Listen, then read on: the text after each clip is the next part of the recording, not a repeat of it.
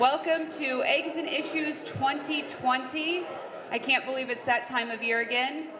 We will go ahead and get started. It is 8:31.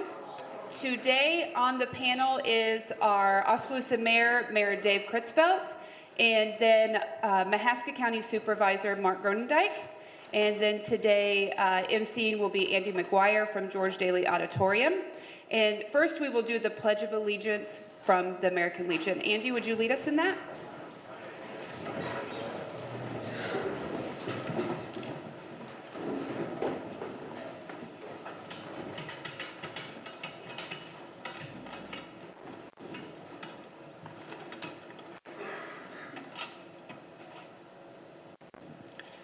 I pledge allegiance to the flag of the United States of America and to the republic for which it stands, one nation, under God, indivisible, with liberty and justice for all.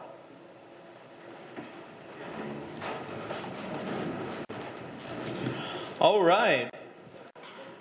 Thanks to the local American Legion for putting that together just right out of the gate this morning. Thanks to all of you for being here today. My name is Andy McGuire. I'm the Education Director at the George Daly Community Auditorium. I also sit on the Chamber Board, and I'm always really excited to start the Eggs and Issues season. I'm very happy to see so many people here this morning. I think there are a few universal constants that we have to accept when it's Eggs and Issues season. First of all, there has to be some weather that maybe isn't favorable for everyone. And we get kind of a compounding of that starting this week, because at the auditorium it's also Missoula week next week, and there always seems to be some sort of blizzard or something happening during Missoula week. But I think we also got really lucky because one of the other inclement weather certainties is that usually the news will tell us there's hot mic. Usually the news will tell us that there is this impending doom, snowmageddon blizzard, and it doesn't quite get to be as nasty as they say. So maybe we got that right out of the gate right here, and everything will be all right. Thanks for everyone to being here. Thanks to the Mahaska Chamber for putting this event together. Thanks to Smoky Row for being the location where we're hosting this event. Thanks to Midwest One Bank for supplying coffee this morning. If you haven't grabbed some, please take the time. And thanks to the George Daly Auditorium and the Oskaloosa School District for supplying sound.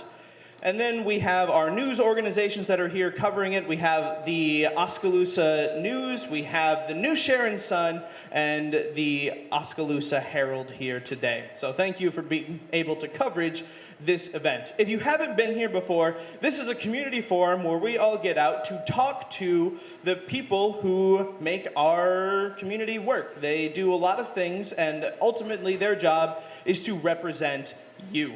And so this is your opportunity to ask them questions and to figure out what's going on or need to know what you need to know.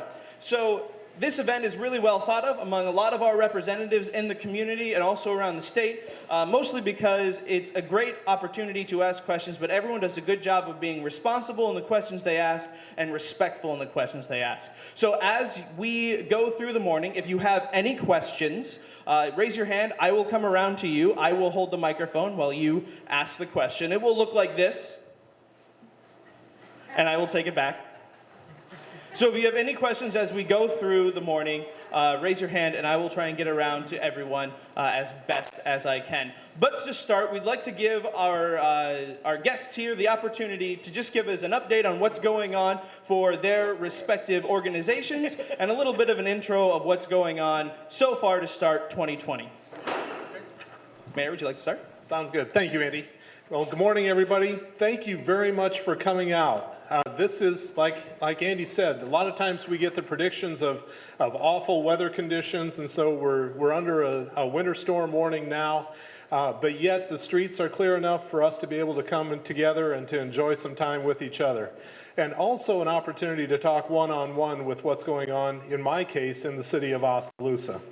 On your table are a number of handouts. One of them is one that we do every year, the Oskaloosa Today. And what that does is kind of recap what's been going on in the city of Oskaloosa, that we have a proactive and if I would say in every respect, positive city council who works very well with the city manager. And when you have that kind of cooperation and communication, then it works very well for getting things accomplished. And so in there we touch on some of the blocking and tackling that what cities do. So we talk about our street projects, we talk about our sewer, we talk about all of the infrastructural type things. But also with that then comes, well, okay, fine, if you're getting your basics right, that's expected. So what are we doing that's making Oskaloosa special? And so with that in mind, then we also start talking about what about the placemaking that's going on. So what are we doing to beautify the city? What are we doing in terms of cultural interesting things? And so those are some of the emphases that you'll see as well. In addition to that handout, we added another page. This one has to do with the property taxes. And so if you look at that, you'll notice that we actually got out the color copier and we started doing some things there.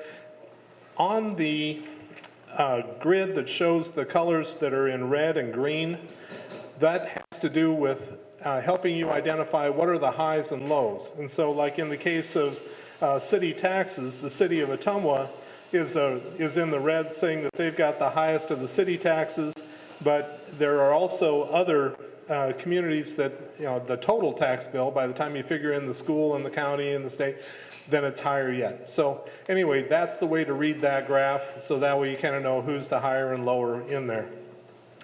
Something that is available is also, we're working pretty hard on what some people call the new YMCA. We refer to it officially as the Early Childhood Education and Recreation Center. And so we have a couple of handouts that are available for people to look at if you like. One of them is looks like this, and what it is just laying it out on a map. So if you want to know what the size of the structure is, what the parking looks like, and what its reference is as far as where it is compared to the elementary school or where it's at from the football fields out at the Lacey Complex, it's a way of knowing that. What we didn't put on every table, but it's available to look at, this is the packet that the City Council saw on December 2nd.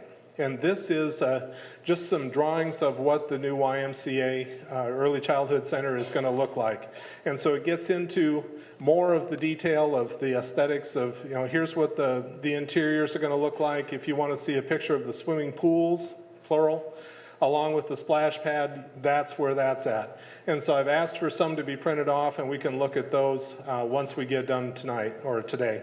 But anyway, those are the things that are here. So if you can avail yourselves to that, I'd appreciate that. But look forward to your questions and having some conversation. Thank you, Mayor. Good morning as well. Thank you for coming out. The mayor and I were in a discussion earlier about maybe we should hold this event in March, so when these severe weather storms come, they don't last as long as they can melt sooner. So, but thanks for coming out on a cold, frosty, icy morning. The county's got a lot of things going on. A lot of it's the same thing every year. Something new is we got the environmental learning centers opened up last year. We're still working on the displays, trying to get those finished up for the inside of the building. We're working on communication towers yet. 2 sites are secure. The third one we are working yet to retain ownership of or get to that point, so we can start, Lord willing, hopefully construction next spring after the frost goes out. Numerous road projects are going on. Numerous road projects are being planned for next year out in the rural areas. Right now we're going through the budgeting process. There's not a lot of evaluation growth in our county. It will be a difficult year of trying to figure out how to squeeze everything in, how we're going to manage that process. So I guess with that, I'm willing to take your questions as well. All right. So to start out, for Eggs and Issues 2020, does anyone have any questions for either the county supervisor or the mayor this morning? Yep, we'll head right back here.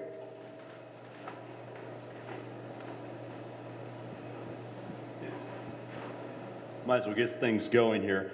This is more of an issue for the county. I'm looking on if actually the city handout, it shows combined property tax rate information. And it talks about under Mahaska County Hospital and the rate and the percentage, et cetera. And what I'm concerned about is the state privatized Medicaid a couple, 3 years ago, and to be generous, it's been a disaster. What impact does that have on the county's levy? You have to levy for our local hospital. And what impact has that privatization had on the local hospital, in particular, when you see an article in the Register about withholding money to these private companies because they're not paying their bills? Have you seen any impact? Thank you. To be honest with you, we don't get into the weeds with the county levy, with the hospital levy. That comes to us with a recommendation from the hospital board. And I think the hospital is a main key to this county, to the center of our community. And so I do want to see our hospital stay here. I want to see it working well.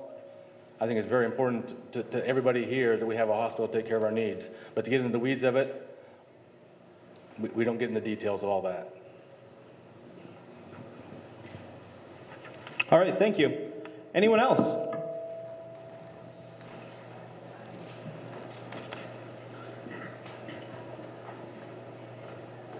It's okay, I came prepared.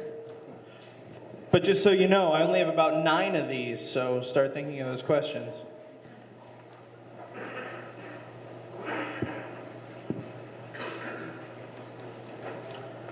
So this is for both of you. Recently, the Mahaska Chamber went through a process of strategic planning and putting a lot of new goals and such together for the entire county. Well, really the region. So as you look at this process, how is both the city and the county involved in that, and what would you like to see happening as these partnerships and this development moves forward in our community?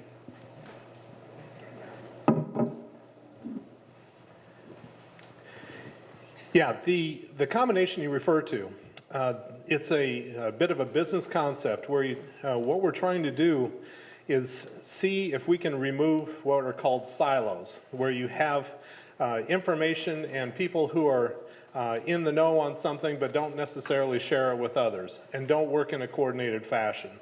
And so the charge was given probably a couple of years ago to find a better way to coordinate the various parts of the chamber and Main Street and other efforts that are happening in those offices into one unit.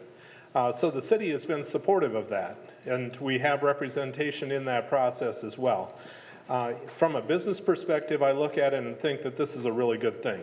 That what we want to see is people who are sharing a common vision and working towards a common goal. And I believe this does a better job of doing that. So I'm supportive of it as it goes, that it's still new-ish. And so as these things work, there's always some rough points where people aren't totally coordinated with one another and they aren't sure whose responsibility is whose, and they're working through that. And so at this point, I'm happy with the progress we've got so far and support the process. Thank you for the question, Andrew. I'm not the member on the board. That's Steve Wanders, so I don't know all the details of all that. I will say the county did hire an economic development director this past summer, Tom Flaherty. I know Tom Flaherty, Ann, and Deanne are doing a lot of work together. I know there's a lot of businesses that have inquired their assistance and help, and so there is a lot of needs out there. And what we're trying to do, and I think those 3 individuals in the chamber are working really well, as well with Sean Crisp, but the individual from Oskaloosa, not only to retain the businesses that are here, but to give them the information and the finances they need to expand,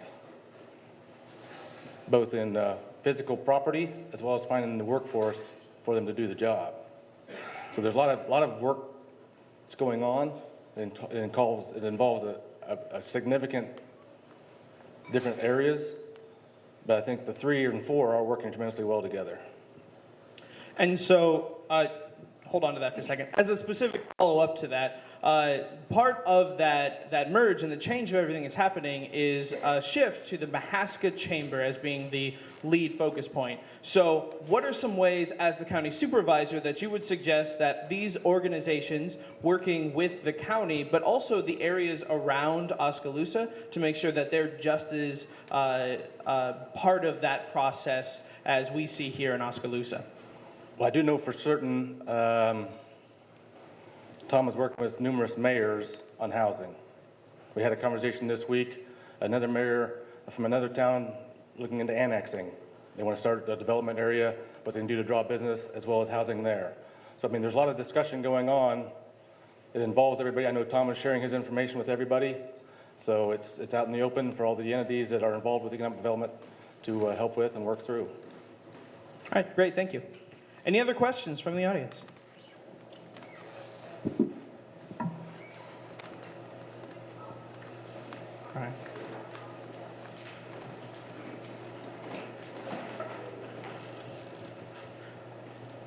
Bob Morris, Oskaloosa resident. I had a question for Mark. I just had the in-laws come down for the first time in a couple of years to our place at Christmas. All of them commenting and asking, when did all of the wind turbines go up? And being amazed by that as they came down. My question is, given some of the deferments of taxation related to that, what sort of impact are we seeing, and where are we as far as future impact, as far as funds available to the county as a result of all of that development up there in the wind farm? Yes, thank you. The wind turbines went up approximately 2 years ago. Before wind turbines are put up, most counties are required, or they don't even come into the county, to pass an ordinance to where the first year taxation is 0, then it increments up to 5% every year thereafter for the next 6 years. So the total they will be assessed value is 30%. So roughly, if we get rid of the pennies, it costs around $3 million per tower to build one of those wind turbines. The most that wind turbines will ever be on the assessed value is $1 million by the ordinance that was signed. That ordinance was signed, I believe, back in 2012 or 14. That's how long it took the process to get to where we're at today. And I'd be honest with you, in the wintertime, when you're driving down 163 or 92, all of them red lights blink uniformly. It's quite a Christmas tree. But a lot of counties TIF those products, those windmills, to recoup the cost of damages of the infrastructure to the roads. So this is the first time the county's ever TIF'd a product that was built. And so the county did TIF $250,000 this year to try and repave, or work on repaving a road up by Tainer that was heavily used to build the wind turbines. But eventually, it will go to all the taxing districts. All right, any other questions?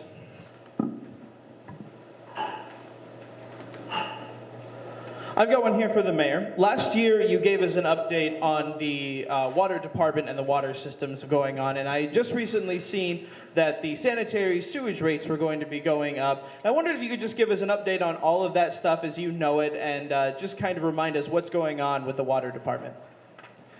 Yeah, I was appreciative to see the article that was in the Oskaloosa Herald. I thought it was nicely written regarding the rate increase that's going on in the sewer system. 8%. We've done higher in previous years. And so, as in previous years, I refer back to, well, imagine if you've got a water system that is giving you some problems, and you have some constraints in your budget. Why? Because you're holding your rates at a certain level. And so you can only do so much work to fix up that system. So you triage it. You figure out where your worst problems are at, you fix them. Do you fix them permanently, or do you kind of Band-Aid them in place, knowing that this may be the permanent fix, or it might be not the permanent fix? You'll be back a little bit later, but it's cheap. Well, over the years, looking back, say 10 years or so, there was that kind of approach that was being given. In comes the Environmental Protection Agency pushing their mandates down to the Iowa DNR. Iowa DNR then turns around and goes to the municipalities and says, we have to have much better wastewater treatment in your city. And so to do that, we are going to tell you that your permit is not going to be renewed until you have certain things fixed. Well, okay, fine. And by the way, the numbers that you need to hit have changed. They've gotten more strict. And so we're going to tell you that you need to fix your entire sewer system and build a new wastewater treatment plant, and you have 10 years to do it. And so hire your engineering firms, get busy. And so that's what we've been doing. And so first of all, you have to have the money to be able to do what the DNR is mandating for you. So we saw these 20% increases. Then you have to actually do the work. And so we've done it in 3 phases. And it mentions in the Oskaloosa Today thing that we've got over $7 million invested into fixing all of the infrastructure for just wastewater. And so this thing keeps going. The biggest problem that we've had, and the major driver on this, is the way all this work is compressed. That if we were to do this and want to do it in such a way that it wasn't painful to the residents, we would say, okay, let's do a 10% increase one year, a 10% the next, and we would do this over a 15 or 20-year program. That's not what's being offered as an option to the city. And so instead, we have to jam this stuff together. And so we have phase 1 is going to be $1.2 million, and then phase 2 is going to be another $1.something million, and then phase 3 is another $1.6 million, or something like that. And so that's what's going on. And boy, I pay the bill the same as anybody else does, and it stings. It hurts. And you think, does it really have to be this way? But we don't have any choices as a city council. You can either fight about it and say, yep, I'm not gonna be recognizing the authority of the Iowa DNR, or we're gonna try to drag it out. Or you can do kind of like what some of us do with a Band-Aid. You just tear the thing off, take your pain now, knowing that it's going to be a lot better in a little while. And so that's the reason that the city council is going with this 8% increase, is that we have hired financial consultants who look forward as to what we're going to be spending on this repair work. And they say, okay, in order to keep your cash balances right and to build some towards your wastewater treatment plants that are coming in 7 years from now, this is what you got to have. And so we follow their professional advice and do it. I'm actually appreciative that many citizens recognize the quandary that the city council is in, having to make this really difficult vote to make this happen. But it does make Oskaloosa better as a city, and environmentally it's going to be much better in 10 years. So with that in mind, we go ahead and do the proactive thing. But boy, does it hurt while we do it. Great, thank you. Any questions from the audience? Hello. My name is Bill. I'm from Oskaloosa. And just to follow up, the EPA was a federal organization and the DNR is a local. Yeah. It would seem like there was initially with the presidential administration that they got rid of an individual, I forget what the name was, or criticized a lot in a lot of publications about running the EPA. And do you remember what that man's name was? Anybody? Well, okay, thank you. Thank you. Any other questions?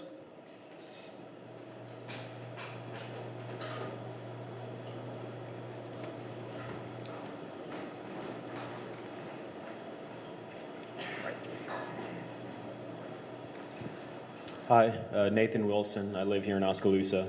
I stepped in a few minutes late, so maybe I missed it. Are there any possibilities of new wind farms outside of this new one that is currently being constructed or finished being constructed? At this time, there is no further talk of any other development. Part of the infrastructure for wind turbines, you also need the infrastructure in the electric lines. And so part of that all goes into the consideration of where they develop them. Off the record, we've been told our lines are full. So unless, that's what we hear. So there's also a lot of other consideration going on under the radar before anything is even designed of where our electrical infrastructure is even at to be able to carry the extra load to produce the electricity. So in short, there is no talk of any further development.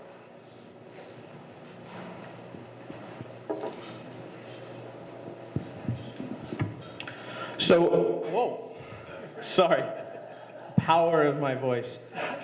Yeah, so Mayor, earlier in some of the questions or in your intro, I think you talked a little bit about the placemaking process. Now, some of that process has been talked about as the catalyst to get to the next iteration of the city's strategic plan. Can you talk a little bit about how those things are progressing? And also for the supervisor, is there any sort of strategic planning process that's also being done in conjunction with all of those things? I guess in a quick way to say it, I'm not directly involved with the placemaking process. That is something that's been delegated over to our city manager. Sean Christ's name was brought out as well. And then we also have various city council members who will from time to time have some involvement with it. But what I can speak to, I guess, is the vision. That when we talk about the city of Oskaloosa placemaking, we talk about, this morning, Jane and I came here, it was probably about 20 after 7, and we parked the car, and as I got out, there was a truck next to me that had hogs in it that were squealing. And I was thinking, someday, we're gonna have a bypass that takes all of that traffic out of our downtown and routes it around the city. And so that's not some of the first sounds I hear in my morning. That is part of that placemaking effort. And so what there are is a number of different pieces that go to it that talk about, would we like to have more outdoor dining with the capability for the restaurants in the area? What about the things that are going on in our downtown square? I mean, those are the sort of issues that we're working towards, a vision of making Oskaloosa a really pleasant place to live. And someplace where there's a certain sense of tranquility, the small town feel, if you will, that feels safe and feels great. And so that's what's going on, and that's the support that we have for that. And it is an evolving process that as we come up with newer ideas, better ideas, they have their chance to take place. As a public body, as a board of supervisor, we really don't get into the intricacies of restaurants, the details, the elaboracies of what a city can provide. From our perspective, we're dealing more with what are we doing with the businesses on the outskirts of Oskaloosa, on the edge of the county area. Southeast, we got on Highway 23, we got tremendous growth, and that's truck traffic going through city streets.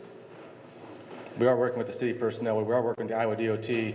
What's the best way to reroute this traffic so it's not on city streets where citizens are walking on sidewalks and streets and want to have a quiet neighborhood? The placemaking, I go listen to, I can't remember who you guys hire, but as I hear individuals that want to start a business, I bring them to the chamber, say, hey, here's an individual who'd like to start a restaurant, I'd like to start something in Oskaloosa. Now that's what I can do personally, but as a county employee, we're dealing with more of the outskirts of how do we get rid of this truck traffic through Oskaloosa? What do we do to promote the growth in those businesses and yet not affect the neighborhoods?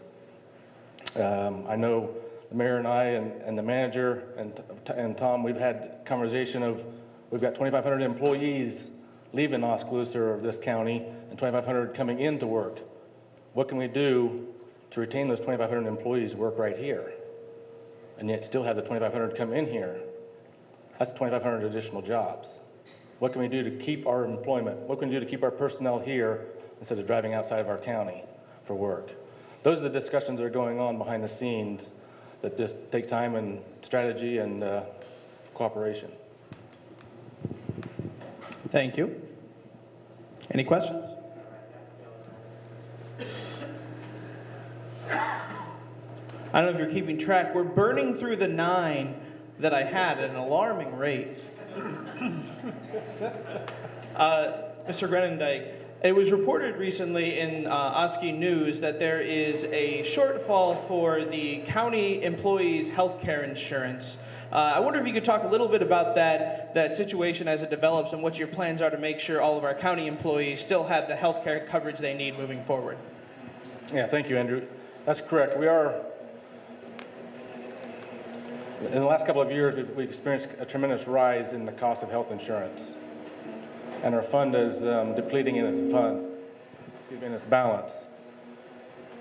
So you can either replenish that fund by 2 ways, 3 ways. You can adjust your health insurance to where it's not as rich, it doesn't cost as much. You can tax the taxpayers more, put more money in the fund to cover the costs, or you can charge the employee a little bit more for their health insurance. And so those are the debates, discussions going on. We're also looking into what happens if we put it out to a different company? Will they give us a better rate? So I think everything's on the table. We've had a meeting with all the employees that are welcome to come to try and put their input into it. So it's kind of a group effort right now, trying to figure out the best solution for everyone. Thank you.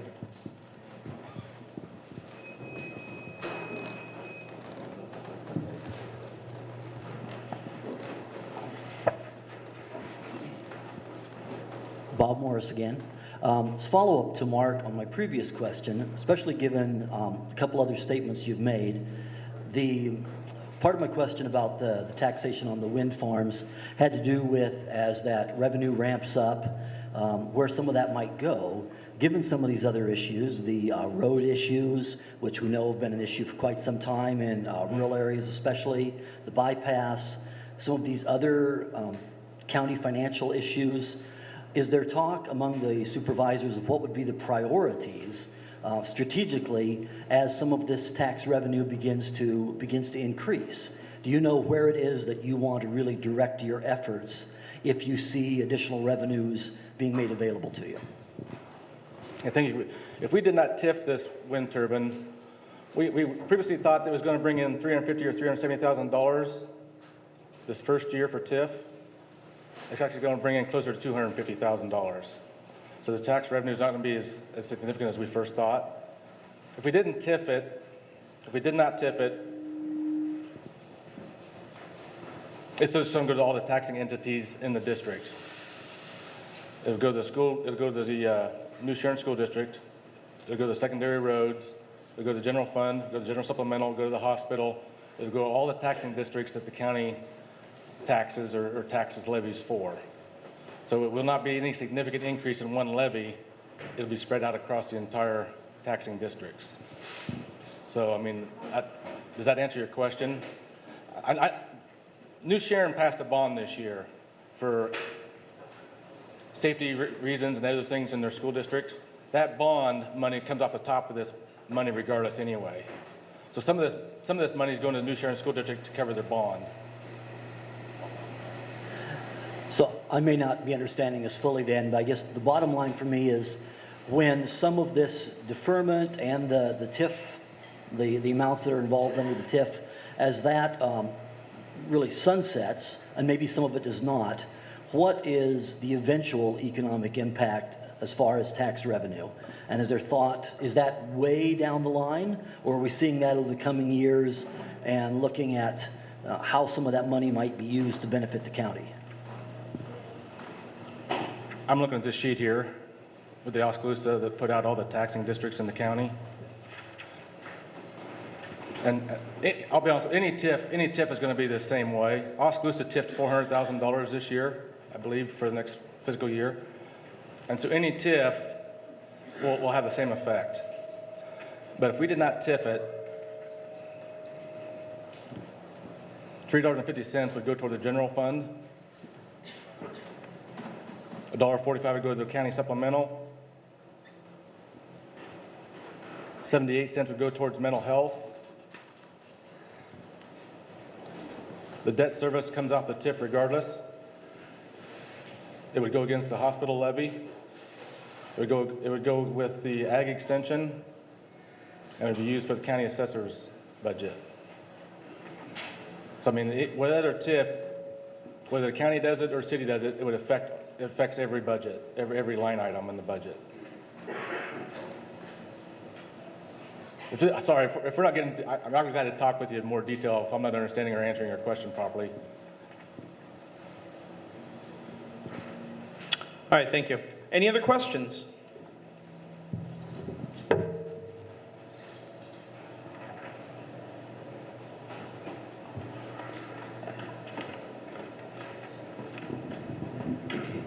Terry Board. What would Give us a second here. The speaker's right back there, so it gets a little. What would maybe help, maybe Bob's question even, we have all the expenditures, but we do not see where the money's coming from. Could you give a breakdown, residential, commercial, agriculture, where are these taxes coming from?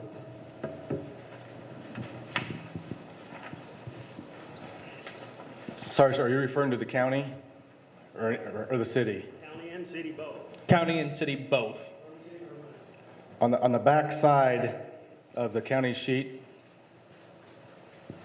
we did not break it down as a specific entity. We broke it down to municipality or political subdivision. And so those are the political subdivisions in our county. The unincorporated area is paying roughly 60% of the bill. Rose Hill is 1,500ths. Oskaloosa is 32.6%. Beacon is 6,400ths. Keoma is 3,800ths. Lighton is 3,400ths. New Sharon is 2.71% of the total valuation, which pays the bills. Barton City is 200ths. Eddyville is half 1%. Fremont is 1.33, and University Park is 0.91%. I see that, but I still don't see a breakdown, agricultural, commercial, or residential. No, we didn't go into that. I did not break it down into all that. Did you, Mary? Could you do that? The question is, could you do that? I'm sure we could. I would get with the assessor. I mean, all those numbers are available, just bring it down from her. Okay, thank you. Any other questions?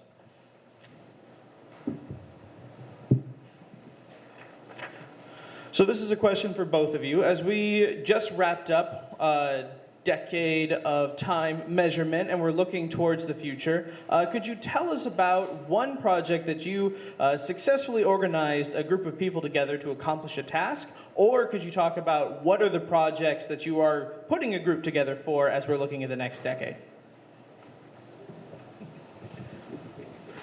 Low-hanging fruit here. So the new YMCA, I'll start calling it that just for ease of use. That is a project that is requiring the coordination of the city of Oskaloosa, who's going to own the building, the Oskaloosa school system, who is going to be funding also a portion of the building, and then also will be has a very deep interest in the usage of the facilities as well in the education process, and the YMCA, who is going to be the operator of that facility. That's a very interesting set of meetings to go to.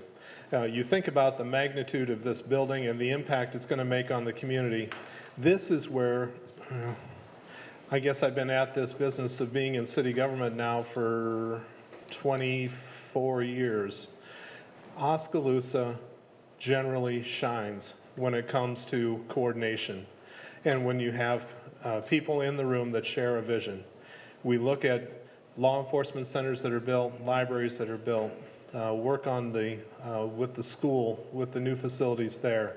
When the community gels, things get very exciting and the product is very good.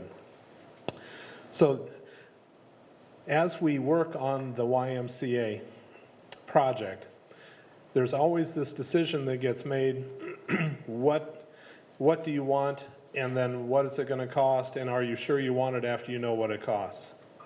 And so the joy and the fulfillment that comes to me as a mayor is watching the people that are passionate in those meetings that'll talk about, we want to build a building that is functional for what we want to do. We also want this thing to work for 50 years. And so we're not going to take shortcuts. We're going to think hard. We're going to think strategic, and we're going to think long term. And with that in mind, let's get busy. And so that success is happening. We have the plans are very close to done.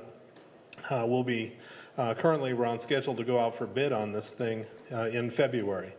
And you think, oh boy, if you've been paying attention to some of the infrastructural costs that that cities have been running into. Those costs have been going up very, very quickly. Are we sure we've got enough money for it? This project utilizes not one, but two estimators, where we bring in, say what we're going to do, specify what the materials are going to be, and then we have it estimated, and they come out with a number, and then we pass that to a second estimator to make sure we've got our numbers right before we go to bid. Are we sure we can do this project? So far, it's got a lot of momentum behind it, and it's looking really, really good.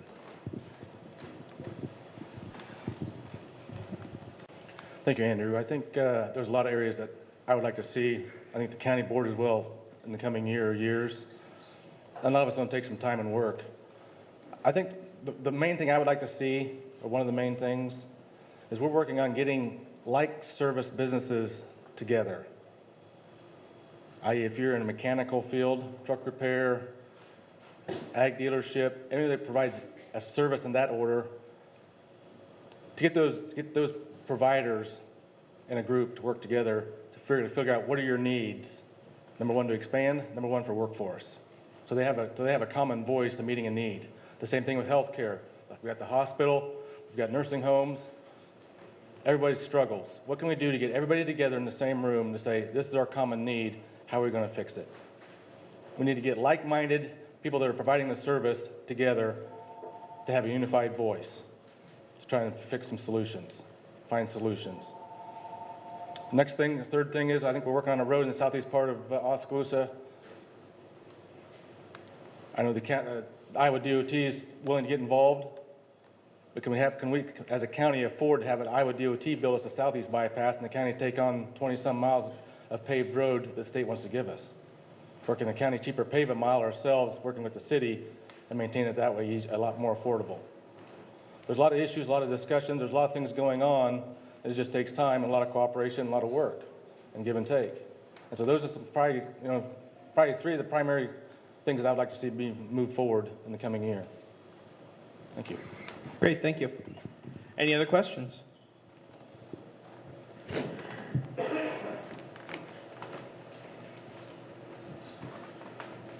Hi, Kurt Gio, City of Oskaloosa.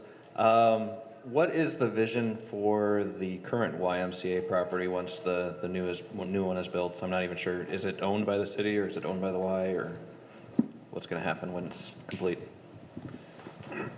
Putting on my board member of the YMCA hat now. The YMCA owns the building, and so it was built and it has always been their building. Back when the new Y was originally envisioned, the school had expressed interest in that building, saying that they saw a gymnasium that would be useful, and they also saw the opportunity to create some classrooms. However, with the changing of administration, that went away. And so currently there is no plan for the building other than perhaps it could be repurposed, perhaps it could be just torn down, but there is no real plan. All right, thank you. Any other questions?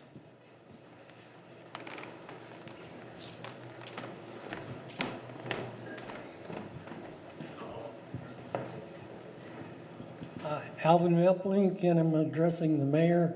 I know the subject on the water and sewer fees going up. How long do we expect them? Can we expect these things to happen, continue?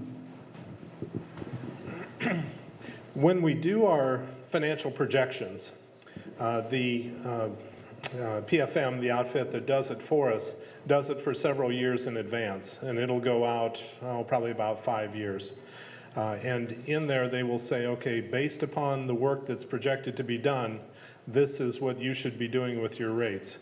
And for those 5 years going forward, it does show single-digit increases going on for the next 5 years.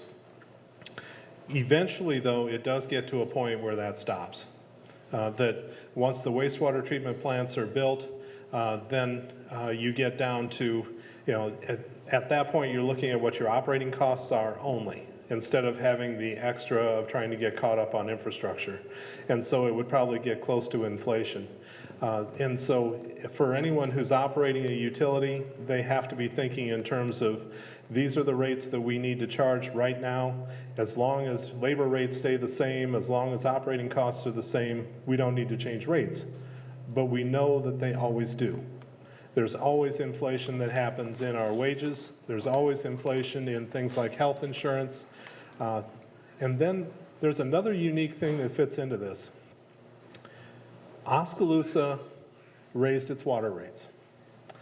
And for a while, that generated a spur in the amount of revenue. A little bit of increase in rate, bumped up into a good increase in revenue. As you make your rates higher, then it makes the possibility available.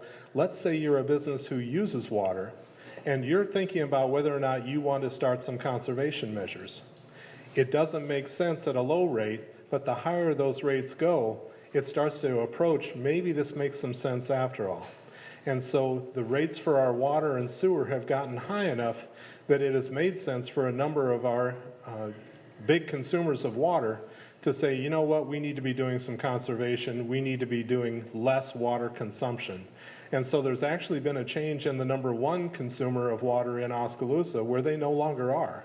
And it has to do with their working towards conservation.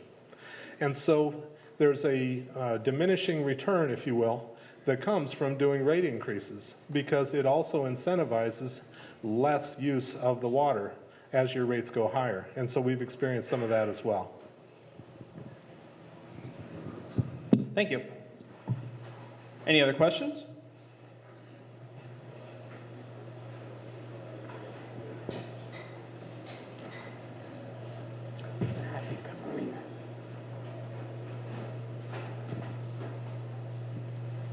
Joe Warwick, Mass County. One of the things that you showed is you have showed a breakdown of the dollars that we spend in the courthouse, where we pay our property tax, okay? One of the things that might be interesting is how much money comes from the outside in. For instance, you get into the road fund, much gas tax comes in, how much comes in bridge funds, how much comes in for your farm to market roads, that kind of thing. Another thing that would be interesting is in the school system, how many dollars comes in from the state? Maybe the city, I don't know, you probably rely on dollars coming in. You know, we kind of think we're self-sufficient, but we depend a lot on outside money coming back into us. And I wonder if some of those figures might help us in future planning and things that go on. It would be, to me, it would be rather interesting as to how much comes in. Now, that's just a suggestion. Anything either you want to speak to that? And so in the Oskaloosa Today handout, it mentions a number of the grants that the city of Oskaloosa has been on the receiving end of. And so, Joe, you're correct that we don't list every grant that we get, and also, for that matter, it's difficult to project what grants we are going to get because we're always in the hunt for such things.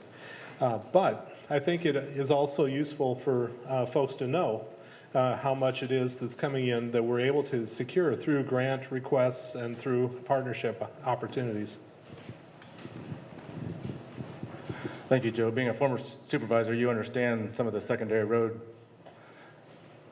By Iowa code, we are only allowed to levy so much to the unincorporated area for secondary roads. And give or take, without the pennies involved, it's around $2 million. I think when you figure federal money and state money coming in, it's additional, give or take $6 million a year. So their budget's around $8 million a year. Currently, we are borrowed out on our farm to market and federal funds 2.6 to 2.8 years. There's an advantage of borrowing out up to those. You can borrow up to 3 years in advance. The advantage of borrowing against those are they're interest free. The downside of it is you don't have any funds in the account for the next 3 or 4 years. So yeah, there's also grants the Iowa DOT puts out if we can get together and build something on the southeast corner of Oskaloosa for the truck traffic there. There's lots of grants out there if they fit the criteria. But you remember when they come with grants, state and federal money, they also come with their own restrictions and own requirements. So you have to meet things and build things to their standards, which also normally cost more. So there's pros and takes to all of it. Thank you. Great, thank you. Any other questions?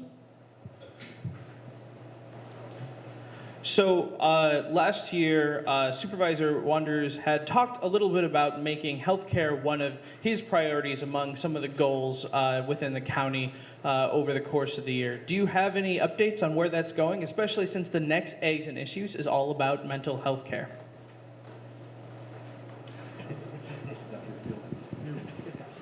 Yeah, that's one of the requirements of a county to provide mental health. And last year, the legislature added additional requirement to that. No, I'm not on that board. I do know the board is having now private citizens as a voting member on that board. So that is a concern of now you have private citizens voting for levying purposes.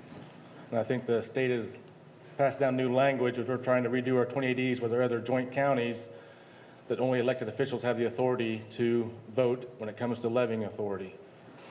I think that's the proper mandate of the Constitution, is to have your representatives being able to levy taxes and not private citizens, so there's accountability and transparency. And so that is where we're at right now. I do know we're working on the language of the 28E, trying to get agreement with all the other counties.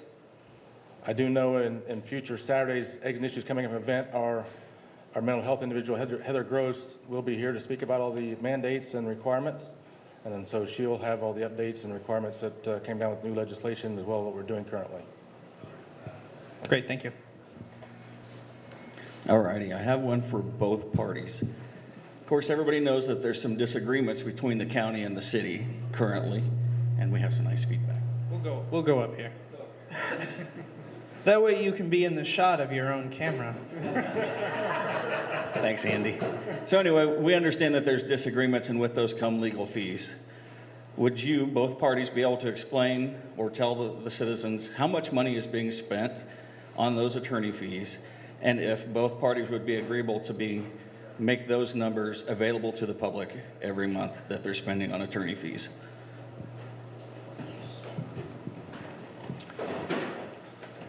On the EMA 911 issue, I'm guessing the county spent $160,000 on attorney fees or more.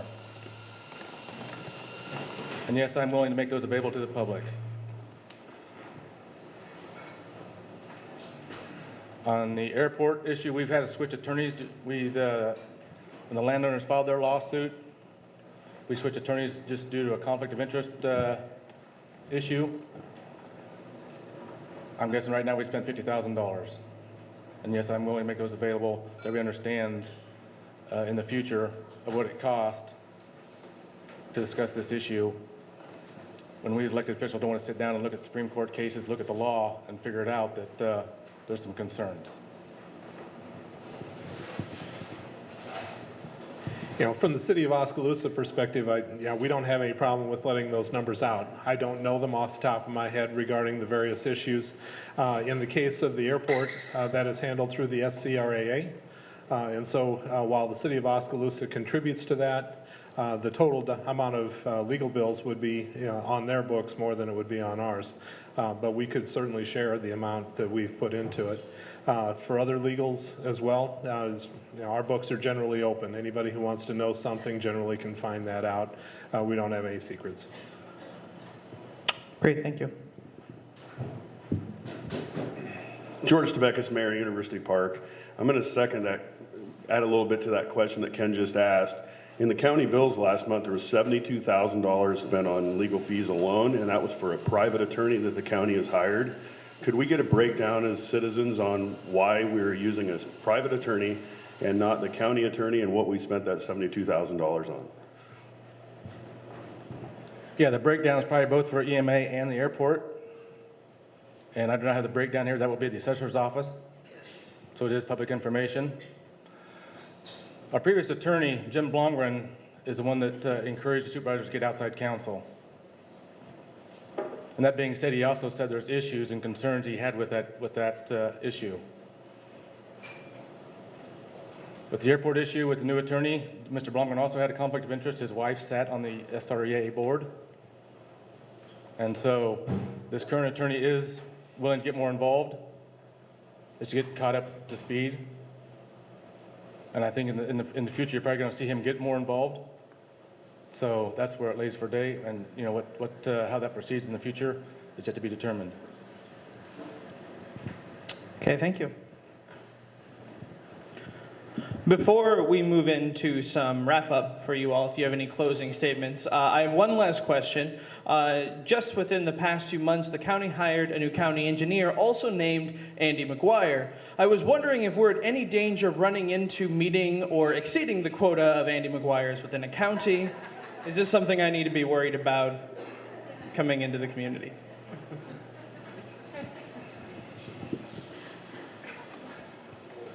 I guess I'm not 100% sure we're exceeding the Andy McGuires. Are you concerned about a county engineer? Well, I'm just more, so you've got someone who's very useful as the county engineer doing all these things, and all I do is talk with a microphone, so I don't want to be run out of town or anything like that. Andy McGuire is our county engineer. He's a shared engineer with Keokuk County. More counties are getting into these situations where they share engineers. It's difficult to find an engineer that wants to be a county engineer for $125,000 a year and then go into private practice and make $250,000. So we share them.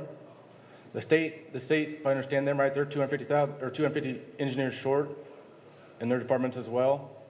So an engineer is difficult to come by at these times. And so more and more counties are doing a joint county engineer. By code, we're required to have an engineer sign off on various things. And he's also over the human resources of the secondary roads.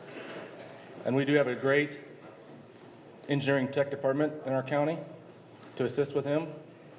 And so, Andy McGuire is paid well. I think he's a great individual. I think he's doing a great job, and then the relationship is going well. Thank you. So maybe I shouldn't be worried at all? All right, before we wrap up, do either of you have any closing statements or things that you'd like to go over?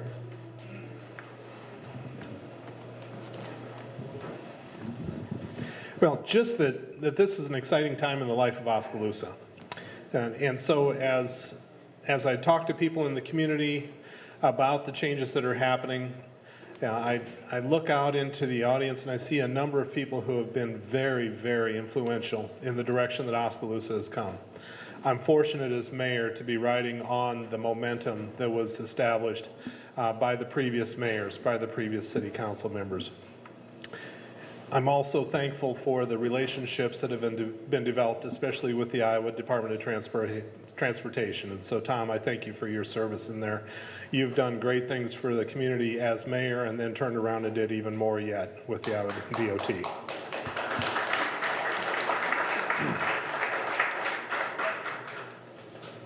And so it's the challenge and the privilege if a guy is mayor to don't let that momentum stop and accelerate it if you can.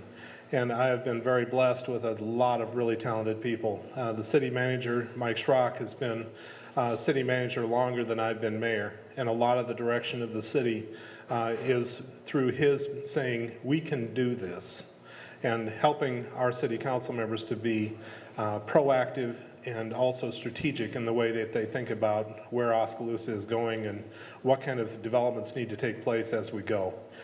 So yes, we touched on it today that there are conflicts in the way that the city of Oskaloosa is in cooperation with other entities. One of the things that if you're in my position you have to do is be able to compartmentalize that. That yeah, we may be disagreeing on one or two things, but we also have to agree on a whole lot more. And so you set those disagreements aside to be professional and move on, doing the best you can for the betterment of the citizens. And so I just want to say thank you to everyone here, that I really appreciated the opportunity to serve again through my re-election last year. And I look forward to working just as hard as I can to make Oskaloosa a great place.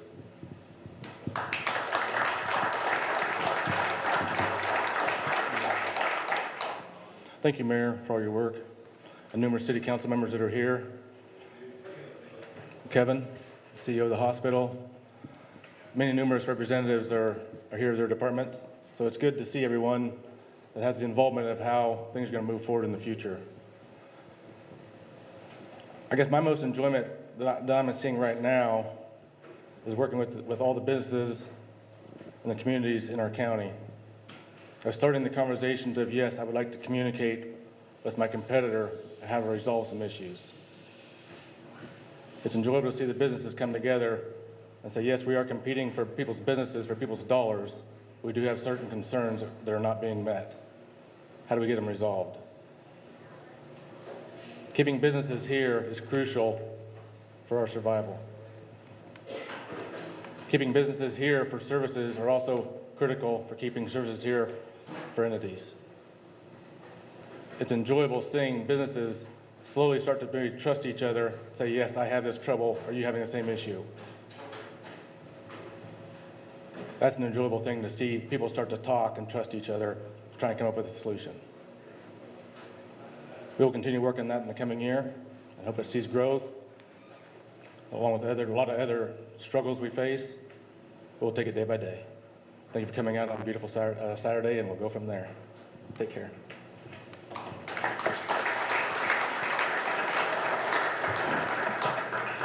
Thank you to Mayor Crutchfield and Supervisor Grenendike for starting off our eggs and issues season this year. Thank you all for coming out. If you have any opportunities, or just take the time to recognize that our road crews did a really great job of making sure we could get here to have this forum this morning. So a big special thanks to them as well.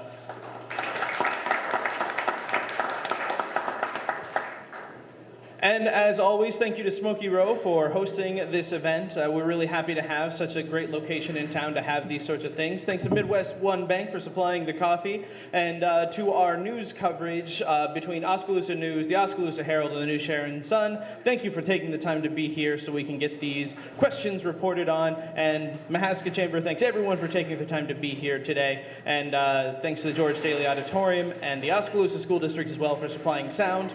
We'll track down some of those ringing issues for next time. Thank you all so much. We hope you have a wonderful day. Thank you.